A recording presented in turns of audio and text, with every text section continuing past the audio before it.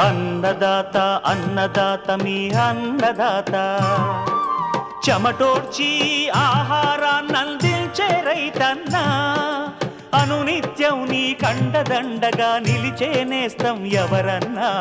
అన్నదాత అన్నదాత మీ అన్నదాత.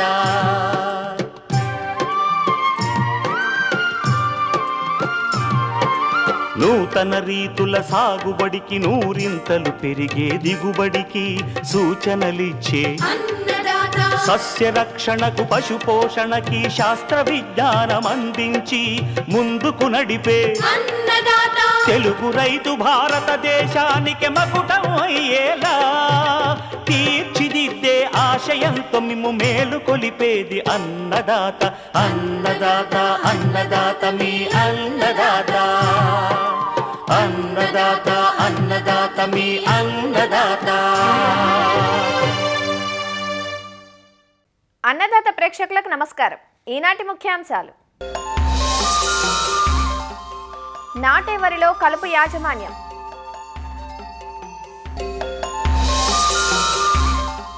చేమదుంప సాగులో మెలకువలు,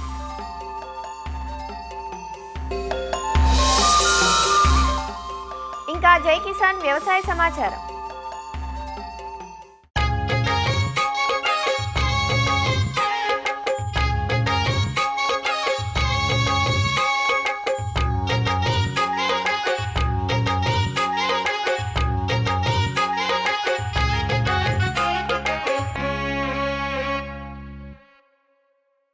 ఈ సంవత్సరం ఉన్న వాతావరణ పరిస్థితులు, వర్షాభావం వంటి కారణాలతో వరి సాగు కొంత ఆలస్యంగా ప్రారంభమైంది. సాధారణంగా ఈ సమయానికి వరి నాట్లు ముమ్మరంగా జరగాల్సి ఉండగా ఇప్పుడు మాత్రం చాలామంది రైతులు నారుమళ్లు పోసుకోవడంలో తలమునకలై ఉన్నారు. నీటి వసతి ఉన్న ప్రాంతాలలో ఇప్పటికే నారు పోసుకున్న రైతులు నాటేందుకు సమాయత్తమవుతున్నారు. ఈ సమయంలో రైతులు దృష్టి పెట్టుకోవాల్సిన అంశం కలుపు. కలుపు నివారణకు ఇవాళ ఎన్నో రకాల కలుపు మందులు అందుబాటులోకి వచ్చాయి.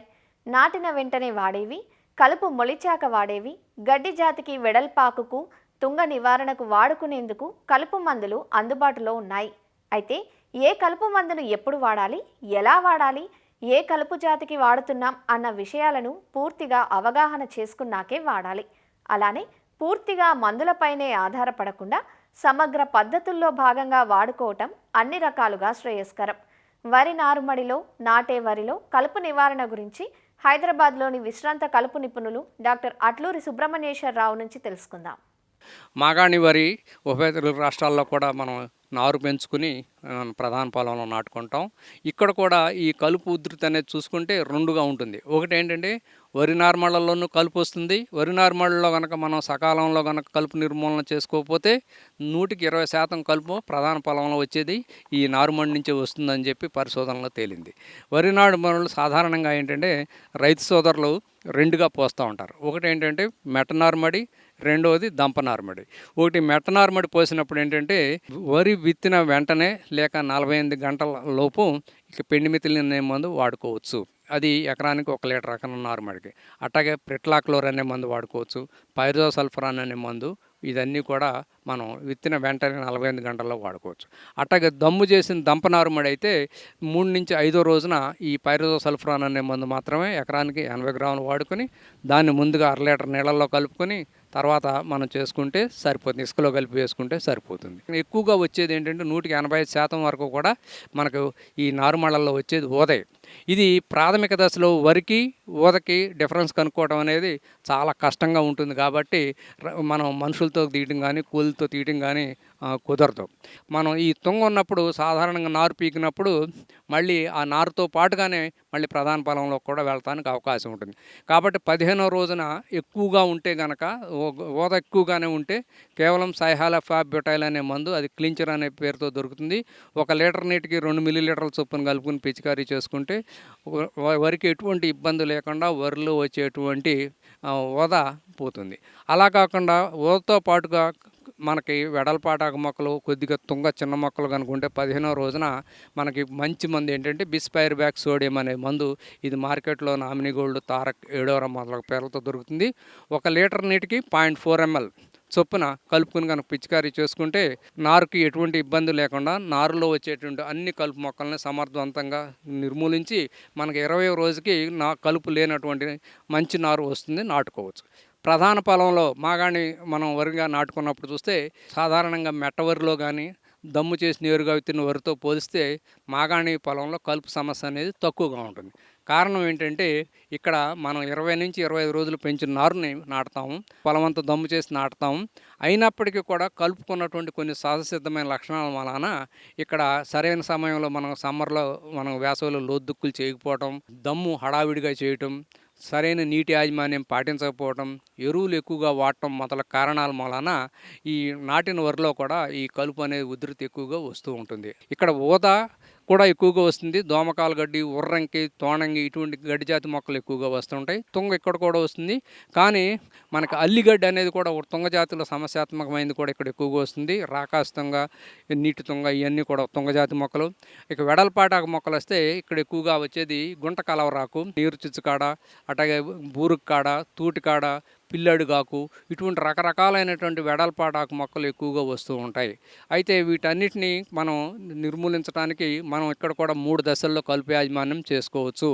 ముందుగా ఏంటంటే నాటిన 3 నుంచి 5 రోజుల లోపల, అంటే కలుపు వచ్చినాక ఇబ్బంది పడతాం కన్నా రాకుండా చేసుకుంటానికి దాదాపుగా ఈ 15 నుంచి 20 రకాల అయినటువంటి కలుపు మందుల మిశ్రమాలు ఇప్పుడు మార్కెట్లో ఉన్నాయి.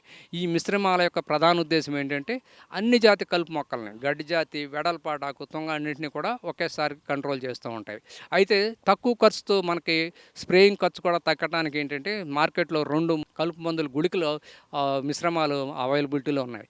ఒకటి ఏంటంటే ప్రిటలాక్లోర్ ప్లస్ బెన్సాల్ఫురాన్ మిథైల్, దాన్ని లోండాక్స్ పవర్ అనే పేరుతోనూ, అట్లాగే ఇంకొక పేరు 2-3 పేర్లతో కూడా దొరుకుతుంది. ఇది ఎకరానికి 4 కిలోలు.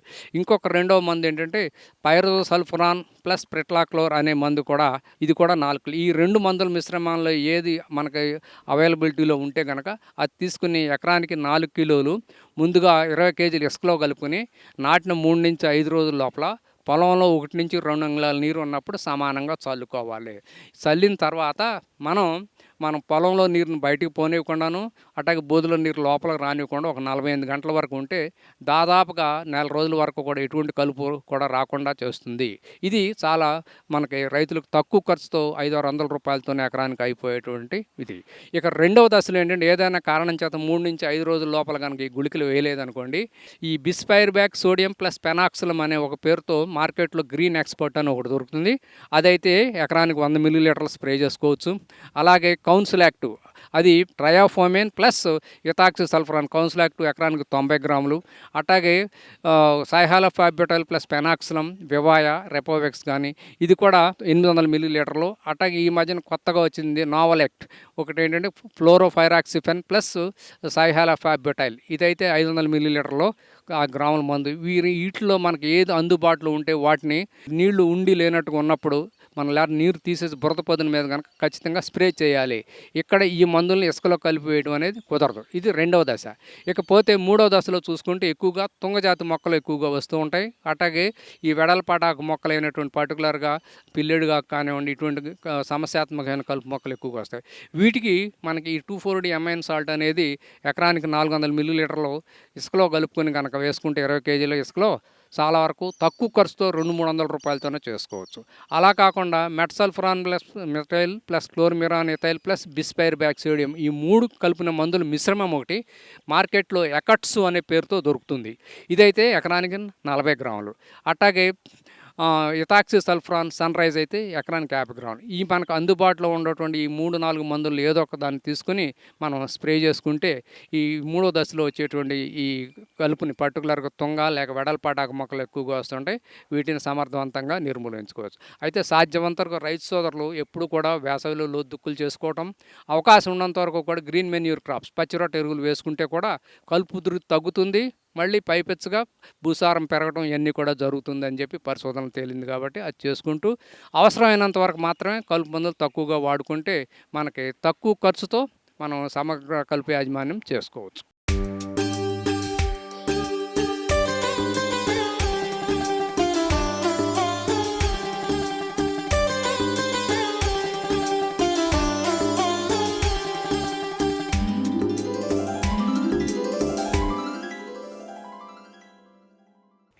కూరగాయలైనా కోతకు వచ్చిన తర్వాత ఎక్కువ కాలం నిల్వ ఉండవు. దీంతో ధరలు ఎలా ఉన్నా రైతు తెగనమ్ముకోవాల్సి వస్తుంది. అయితే కంద, చామ, అల్లం వంటి దుంప పంటలు మాత్రం అలా కాదు. నేల లోపల పెరిగే దుంపలను మార్కెట్ ధరల అనుకూలతను బట్టి 4 నుంచి 6 వారాలు ఆలస్యంగానైనా తవ్వుకోవచ్చు. దుంప పంటల్లో చామగడ్డకు చీడపీడల సమస్య తక్కువ. తెలుగు రాష్ట్రాల్లోని అన్ని ప్రాంతాల్లోనూ చేమదుంపను సాగు చేస్తున్నారు. చేమగడ్డను ఏడాదికి 2 సీజన్లలో సాగు చేస్తారు.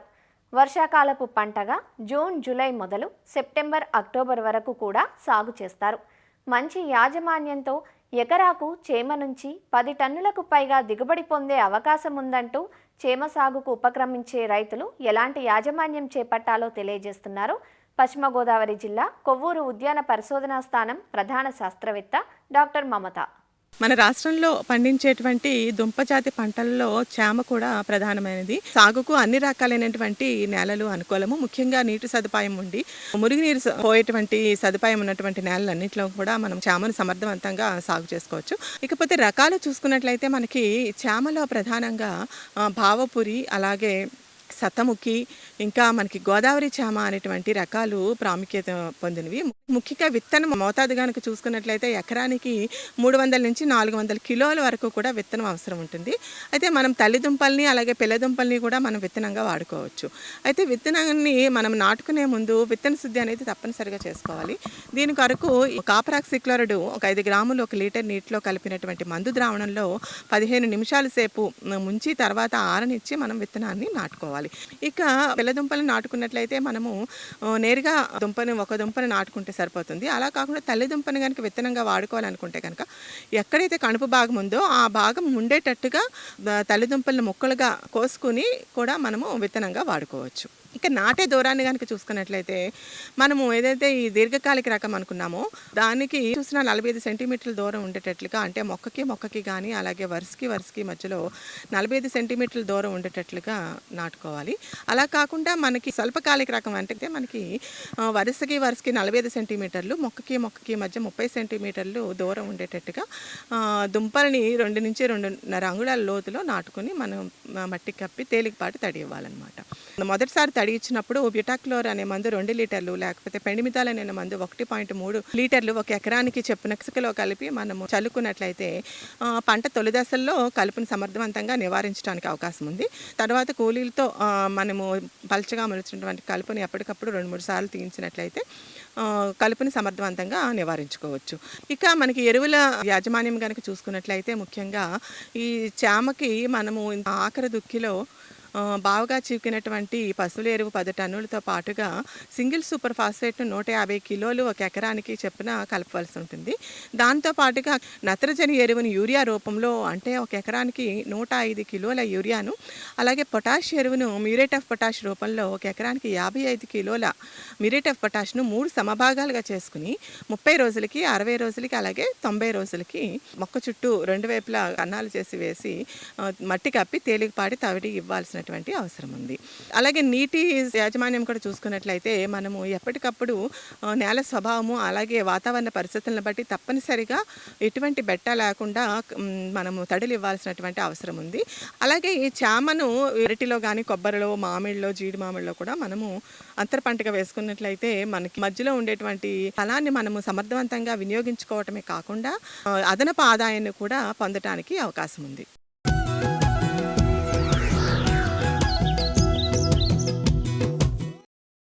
ఈటీవీ అన్నదాత గత 30 సంవత్సరాల రైతు సేవలో వసంతాలు పూర్తి చేసుకున్నందుకు ముఖ్యంగా శుభాభినందనాలు.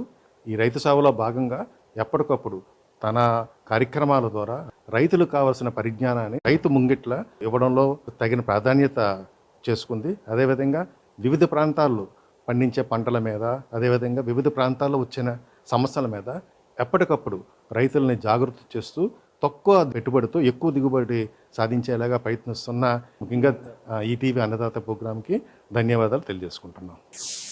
85 నుంచి 89 వరకు నా డిగ్రీ చదివినాను కాబట్టి వ్యవసాయం అసలు ఎట్ట చేసేది కూడా తెలియక లాస్ అయిపోయిన ఆ రోజుల్లో. తర్వాత ఈ ఈటీవీలో అన్నదాత ప్రోగ్రాం చూసి దాంట్లో మెలకువలు తెలుసుకొని దాని ప్రకారం వ్యవసాయం చేస్తూ నా భాగానికి వచ్చిన పొలం పూర్తిగా సవిటి పొలం. తర్వాత దానికి జిప్సం తోలి చేసి మా అన్నగారు 20 బస్తాలు పండిస్తే ఒక కారు ఖరీఫ్లో, నేను 2 కార్లకి 40-45 బస్తాలు తీసినది జిప్సం వేసి. ప్రతి రైతుకు కూడా ఆ అన్నదాతలో వచ్చే ప్రోగ్రామ్స్ విని ఆ సూక్ష్మాలు తెలుసుకొని యాంత్రిక పద్ధతులతో వరి పైరు కానీ ఈ షుగర్ కేన్ కానీ, షుగర్ కేన్ కూడా 73 టన్నులు ఎకరాకి తీసినాను అప్పుడు షుగర్ ఫ్యాక్టరీ ఉండగా.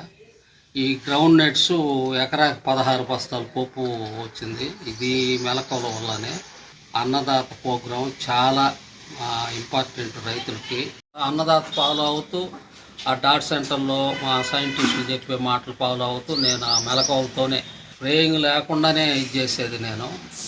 అన్నదాత ఇవాళ ఎంత కృషి చేస్తుందంటే సేంద్రియ వ్యవసాయం, మిద్దె తోట, పెరటి తోట, అట్లాగే ఇంటి పంట, పూల తోటలు, పండ్ల తోటలు, ఆకుకూరలు, కాయగూరల తోటలకి అన్నదాత పెట్టింది పేరు, ఇంటింటా పేరు. సేంద్రియంగా భారతావన్ని నిర్మించడం కోసం అన్నదాత చేస్తున్నటువంటి కృషికి వారికి ధన్యవాదాలు తెలుపుకోవాలి. సేంద్రియ ఎరువుని తయారు చేసుకోవటం, సేంద్రియ పురుగు మందులు తయారు చేసుకోవటం, ఘనజీవామృతం, ద్రవజీవామృతం, అట్లాగే పాడి పంటలు, అట్లాగే పంట ద్వారా వచ్చే వ్యర్థాలని ఎరువు ఎలా తయారు చేసుకోవాలి అనే దాని మీద విశేషమైనటువంటి కృషి చేస్తున్నటువంటి అన్నదాతకి శుభాభినందనలు మనందరం తెలియజేసుకోవాల్సిన అవసరం ఉంది. గత 30 సంవత్సరాల సుదీర్ఘ చరిత్రతో రైతులందరికీ అపారమైనటువంటి సేవలు అందించినటువంటి అన్నదాత విభాగానికి నేను శుభాకాంక్షలు తెలియజేస్తూ, రైతుల పక్షంగాను మరియు శాస్త్రవేత్తల పక్షంగాను ఈ అన్నదాత వారి టీం అందరికీ కూడా నేను ఎన్నో శుభాభివందనాలు తెలియజేస్తూ ఉన్నాను. రైతు దుక్కుదున్నున మొదల దగ్గర నుంచి విత్తనాల వరకు, అలాగే విత్తనం నుంచి వ్యాధుల వరకు, వ్యాధుల నుంచి చీడపీడల వరకు, చీడపీడల నుంచి పోషకాల వరకు, విత్తనం నుంచి పంట కోసే పద్ధతి వరకు కూడా అన్నదాత ఈటీవీ ప్రోగ్రాం ద్వారా రైతుకు వెన్నుదన్నుగా నిలిచింది అనేటువంటి విషయంలో ఎటువంటి సందేహం లేదు. ప్రతిరోజు 6:30కల్లా తెలుగు రాష్ట్రాల్లోని రైతులు తప్పనిసరిగా అన్నదాత ప్రోగ్రాం చూసే పొలానికి వెళ్ళేవారు. 60 సంవత్సరాలు పైబడిన రైతులు ఉన్నారంటే వారి ఎక్స్పీరియన్స్లో అన్నదాత భాగస్వామ్యం చాలా ఉంటుంది. ఎందుకంటే అన్నదాత ప్రోగ్రాంలో చాలా వాటిలో నిపుణులైన శాస్త్రవేత్తలతోటి, మంచి అభ్యుదయ రైతులతోటి ఎక్స్పీరియన్సెస్ని షేర్ చేయించి అదంతా కూడా ప్రతి రైతుకి కూడా అది తెలిసే విధంగా చేసి రైతుల్ని ముందుకు నడిపిన ప్రోగ్రాం అన్నదాత.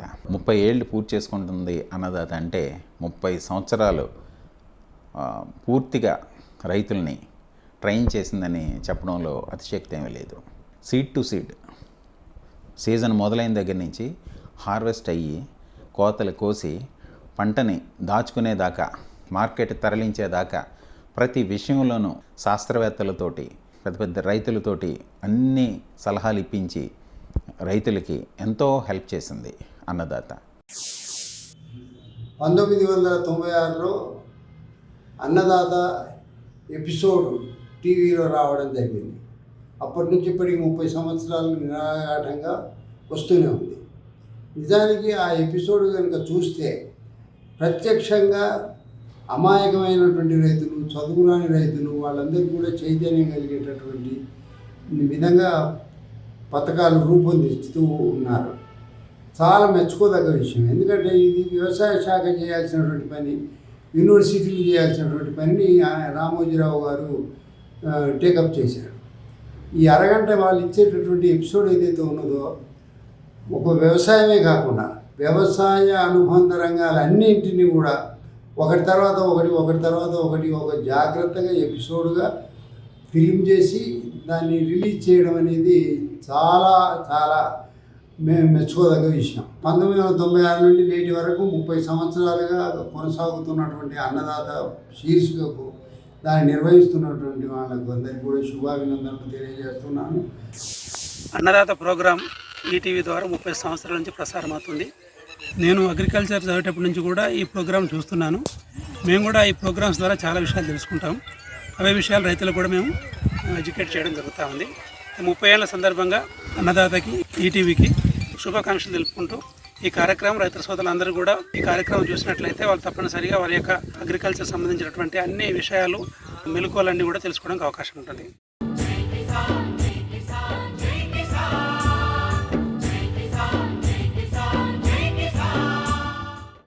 వ్యవసాయ సమాచారం ఇప్పుడు జై కిసాన్లో చూద్దాం. వానాకాలం సీజను ఆరంభమైంది. ఎల్నినో ప్రభావంతో వర్షాలు పూర్తిస్థాయిలో విస్తరించని పరిస్థితి. అదనూ పదునూ పోతుందనే భయంతో ఆదిలాబాద్ జిల్లాలో ఇప్పటికే చాలామంది రైతులు సోయా సాగు చేశారు. చాలా ప్రాంతాల్లో పంట ఎదుగుదల దశకు చేరుకుంది. అయితే జైనత్ మండలంలోని లక్ష్మీపూర్లో సాగైన సోయా పంటలో ప్రైవేటు విత్తనాలు సరిగా మొలకెత్తలేదు. వాతావరణ ప్రభావమో విత్తన లోపమో అర్థం కాని అయోమయ పరిస్థితి నెలకొంది. ఈ పరిస్థితుల్లో క్షేత్రస్థాయిలో పరిశీలన చేసిన వ్యవసాయ పరిశోధనా స్థానం శాస్త్రవేత్త డాక్టర్ రాజశేఖరతో మా ప్రతినిధి మణికేశ్వర్ ముఖాముఖి ఇప్పుడు చూద్దాం. ఉమ్మడి ఆదిలాబాద్ జిల్లా వ్యవసాయ రంగంపై ఎలినినో ప్రభావం ఎలా ఉంటుందనేది పక్కన పెడితే ప్రస్తుత విత్తన దశలోనే ఒడిదొడుకులు ఎదుర్కోవాల్సి వస్తుంది. నకిలీదేదో అసలుదేదో తెలుసుకోలేక సతమత పడాల్సి వస్తుంది. తాజాగా జైనత్ మండలం లక్ష్మీపూర్లో ఒక గ్రామంలోనే 405 ఎకరాలలో సోయా విత్తనం మొలకెత్తలేదు. ఫలితంగా రైతుల్లో ఒక ఆందోళన కనిపిస్తుంది. జైనత్ మండలం లక్ష్మీపూర్లో 405 ఎకరాల్లో సోయా విత్తనం మొలకెత్తలేదు. అక్కడ తేలిందేంటి? లక్ష్మీపూర్ గ్రామంలో ఒకటే చేన్లో ఒకే రైతు మాలవిక రకాన్ని అదేవిధంగా పక్కకు ఈ తేజస్వి రకాన్ని వేయడం జరిగింది. ఒకే రోజు వర్షపాతం సుమారుగా 62 నుంచి 65 మిల్లీమీటర్లు వర్షపాతం కురవడం జరిగింది. మరి మొలక శాతము గమనించడం జరిగింది. సాధారణంగా 33 మొలకలు ఉండాలి ఒక స్క్వేర్ మీటర్లో ఆన్ యావరేజ్గా. సో 5-6 ప్లేసెస్లో చూసుకున్నట్లయితే తేజస్వి మొలక శాతం అనేది మ్యాక్సిమం 15 ఉండడం అనేది గమనించడం జరిగింది. మరి పక్కకు వేసిన మాలవిక రకంలో చూసినట్లయితే యావరేజ్గా 40 నుంచి 50-55 వరకు కూడా ఉన్నాయి. అంటే రైతులు తీసుకున్న ఫీడ్బ్యాక్ ప్రకారంగా వర్షము ఆ రోజు పడ్డది. రెయిన్ఫాల్ డీటెయిల్స్ ప్రకారంగా ఒకటే చేన్లో పక్కకి మరి 2 రకాలు విభిన్నంగా కనబడుతున్నాయి. కాబట్టి దానికి అనుగుణంగా మేము సైంటిఫిక్ రిపోర్ట్ అనేది ఇవ్వడం జరుగుతుంది. దాన్ని బేస్ చేసుకొని వ్యవసాయ శాఖ అదేవిధంగా సదరు కంపెనీకి సంబంధించి వాళ్ళు మరి చర్చించుకొని ఫర్దర్గా ముందుకు పోయే అవకాశం ఉంది. ఒక రకంగా ఇప్పటికే విత్తన దశ దాటిపోయింది. నాణ్యత ఉంది లేదనే విషయం ఇప్పుడిప్పుడే బయటపడుతుంది. ఇలాంటి పరిస్థితిలో మళ్ళీ ఇప్పుడు రైతు విత్తనం వేసుకోవడానికి సమయం అనుకూలంగా ఉందా లేదా వేసుకోవాలా? ముఖ్యంగా ఏంటంటే సోయాబీన్ విత్తడానికి జూలై మొదటి వారం అంటే మ్యాక్సిమం ఒక 10వ తారీఖు వరకు విత్తుకునే అవకాశం ఉంటుంది. కాబట్టి 60 మిల్లీమీటర్ల కంటే ఎక్కువ వర్షపాతం కురిసినాకనే ఇంకా అంటే ఈ మొదటి వారంలో కూడా విత్తుకోవాలి. లేదు అంటే సోయాబీన్ కాకుండా మిగతా వేరే పంటలకు పత్తి కానీ తర్వాత కంది కానీ ఇతర పంటలకు పోతేనే బాగుంటుంది. రైతులకు కొంతమంది కంపెనీలు అయితేనేమి కొంతమంది డీలర్ అయితే నకిలీ విత్తనాలు ఇస్తున్నారనే అంశం అడపాదడప బయటకు వస్తూనే ఉంది. అలాంటి సమయంలో అవగాహన కల్పించాల్సిన అవసరం కూడా ఉంది. ఆ ప్రయత్నాలు చేయట్లేదని అనిపిస్తుంది. ఇది నిజం కాదంటారు. ఖరీఫ్ సీజన్కే ముందు ఈ రైతు ముంగిట శాస్త్రవేత్తలు కానీ వివిధ రకాల మాధ్యమాల ద్వారా కానీ ఈ సీడ్ టెస్టింగ్ అంటే జెర్మినేషన్ పర్సంటేజ్ విత్తనం వేయకముందే ఒక ర్యాండమ్గా ఒక 100 విత్తనాలు చూసుకొని ట్రే పద్ధతి ద్వారా కానీ వాటర్ పేపర్ పద్ధతి కానీ భూమిలో వేసుకొని దాని మొలక శాతాన్ని గమనించుకోవాలని ముందటి నుంచే చెప్తా ఉన్నాము. సో ఆ విధంగా కూడా కొంత రైతులు చేసుకోవాలి. ఒకవేళ ఏమైనా నాణ్యత లేని వాళ్ళ యొక్క డౌట్ వస్తే దాని పరంగా మా యొక్క వ్యవసాయ విశ్వవిద్యాలయం కానీ పరిశోధనా స్థానం కానీ కృషి విజ్ఞాన కేంద్రం కానీ వాటిని నివృత్తి చేసే అవకాశం ఉంటుంది. మొలకెత్తని విత్తనాల శాంపుల్స్ మీరు సేకరించారు. వాటిని మీరు ఇక్కడ ప్రయోగశాలలో పరిశీలించారు లేదా మీరు ప్రాథమికంగా మీరు కొంత జర్మినేషన్ తక్కువ తేలింది. ఒకవేళ అది నిజమని తేలితే ఏం జరుగుతుందంటే పరిణామం ప్రభుత్వం నుంచి కానీ లేదా వ్యవసాయ శాఖ నుంచి కానీ? భూమిలోనే వేసిన దాని ప్రకారం కాకుండా మిగిలి ఉన్న విత్తన శాంపుల్స్ని కూడా ల్యాబ్ టెస్టింగ్ కూడా పంపించమని చెప్పడం జరిగింది. నాసీ రకము అని తేలినట్లయితే అది ఫర్దర్గా మార్కెట్లో రాకుండా రైతులకు అందజేయకుండా తగు చర్యలు తీసుకునే అవకాశం ఉంటుంది. రైతులకు జరిగిన నష్టాన్ని ఎట్లా పూడ్చాలంటారు సార్? నిర్ణయం అనేది కలెక్టర్ దృష్టికి కూడా తీసుకెళ్లడం జరిగింది. కాబట్టి వాళ్ళకు తగు న్యాయం చేయాలని వాళ్ళు చర్చ అనేది జరుగుతూ ఉంది. విత్తనం ఏదైనా నాణ్యత ఉందా లేదన్నది తెలుసుకోవాల్సిన ప్రథమ కర్తవ్యం రైతుపైనే ఉందని అభిప్రాయం ఆయన నుంచి వ్యక్తమవుతుంది. ఒకవేళ పరిశీలనలో నమూనాలు సేకరించిన తర్వాత వచ్చిన వ్యత్యాసాన్ని పరిగణలో తీసుకుంటే ప్రభుత్వానికి నివేదిక సమర్పిస్తామనే సూచన వినిపిస్తుంది. కెమెరామెన్ కిరణ్తో మణికేశ్వర్, ఈటీవీ న్యూస్, ఆదిలాబాద్. మరిన్ని విభిన్న అంశాలతో రేపటి అన్నదాతలో మళ్ళీ కలుసుకుందాం. నమస్కారం. అన్నదాతలు తమ సందేహాలు సమస్యలను 1800-425-4085 టోల్ ఫ్రీ నెంబర్లో ఉదయం 10 గంటల నుంచి 11 గంటల మధ్య పని దినాలలో సంప్రదించగలరు. ఈ కార్యక్రమాన్ని యూట్యూబ్లో www.youtube.com/annadaata ETV లింక్ ద్వారా వీక్షించవచ్చు.